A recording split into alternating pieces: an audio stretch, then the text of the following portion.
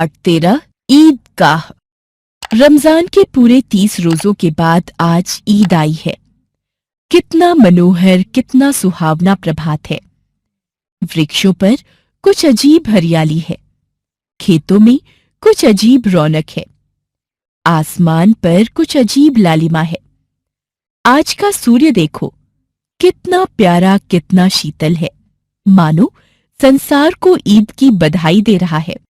गांव में कितनी हलचल है, ईदगाह जाने की तैयारियां हो रही हैं। लड़के सबसे ज्यादा प्रसन्न हैं, बार बार जेब से अपना खजाना निकाल कर गिनते हैं और खुश होकर फिर रख लेते हैं। महमूद गिनता है, 1, 2, 10, 12। उसके पास 12 पैसे हैं। मोहसिन के पास 1, 2, 3, 8, 9, 15 पैसे हैं। इन्हीं अनगिनत पैसों में अनगिनत चीजें लाएंगे, खिलौने, मिठाइयां, बिगुल, गेंद और न जाने क्या क्या। और सबसे ज्यादा प्रसन्न है हामिद। हामिद अपनी बूढ़ी दादी अमीना की गोद में सोता है।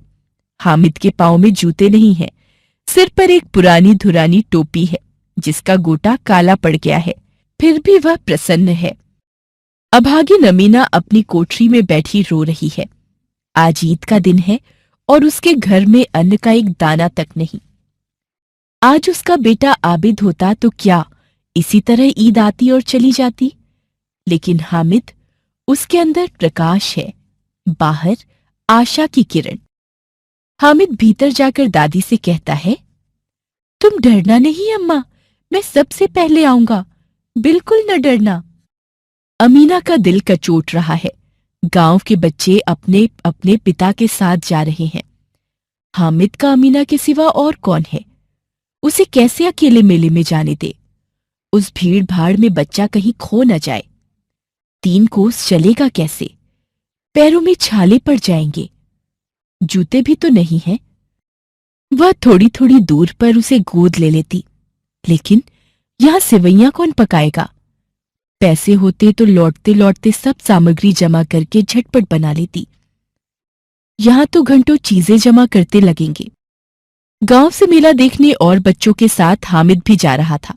शहर आ गया। सड़क के दोनों ओर अमीरों के बगीचे हैं। ईदगाह जाने वालों की टोलियां नजर आने लगीं, एक से एक भड़कीले वस्त्र पहने हुए। सहसा ईदगाह नजर आया। ऊपर इमली के घने वृक्षों की छाया है, नीचे पक्का फर्श है जिस पर जाजिम बिछा हुआ है। कितना सुंदर संचालन है, कितनी सुंदर व्यवस्था। लाखों सिर एक साथ सजदे में झुक जाते हैं, फिर सब के सब एक साथ खड़े हो जाते हैं। कई बार यही क्रिया होती है। नमाज खत्म हो गई है, लोग आपस में गले मिल रहे हैं।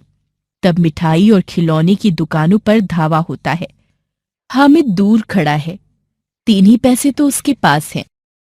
मोहसिन भिश्ती खरीदता है, नूरे वकील और महमूद सिपाही।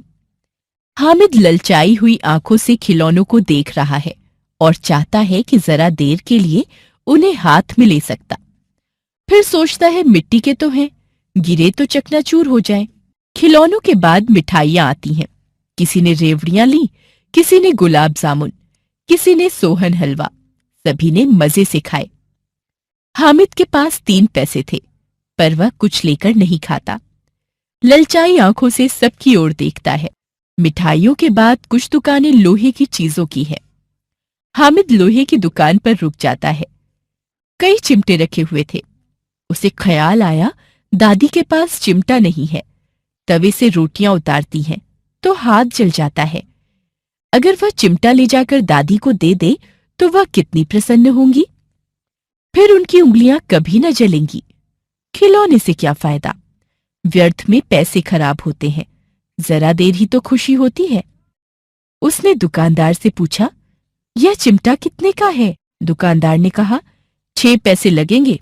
यह सुनकर हामिद का दिल बैठ गया। हामिद ने कलेजा मजबूत करके कहा, 3 पैसे लोगे। दुकानदार ने पहले मना किया, फिर बुलाकर चिमटा दे दिया। हामिद ने उसे इस तरह कंधे पर रखा मानो बंदूक है और शान से अकड़ता हुआ संगियों के पास आया। सबने हंसकर कहा, यह चिमटा क्यों लाया पगले, इससे क्या करेगा? हामिद ने कोई जवाब नहीं दिया। कुछ देर बाद सभी मेले से वापस आ गए। घर आने पर अमीना उसकी आवाज सुनते ही दौड़ी और उसे गोद में उठाकर प्यार करने लगी। सहसा उसके हाथ में चिमटा देखकर वह चौंकी। यह चिमटा कहाँ से लाया? मैंने मोल लिया है। कितने पैसे में? 3 पैसे दिए। अमीना ने छाती पीट ली। यह कैसा बेसमझ लड़का है कि दोपहर हुआ, कुछ खाया न पिया, लाया क्या? यह चिमटा। सारे मेले में तुझे और कोई चीज न मिली जो यह लोहे का चिमटा उठा लाया? हामिद ने कहा। तुम्हारी उंगलियां तवे से जल जाती थी, इसलिए मैंने इसे ले लिया। दादी का क्रोध तुरंत स्नेह में बदल गया। यह मूक स्नेह था, खूब ठोस रस और स्वाद से भरा हुआ। बच्चे में कितना त्याग, कितना सद्भाव और कितना विवेक है। दूसरों को खिलौने लेते और मिठाई खाते देखकर इसका मन कितना ललचाया होगा। वहां भी इसे अपनी बुढ़िया दादी की याद बनी रही। अमीना का मन गदगद हो गया। वह रोने लगी, दामन फैलाकर हामिद को दुआएं देती जाती थी और आंसुओं की बड़ी बड़ी बूंदें गिराती जाती थी।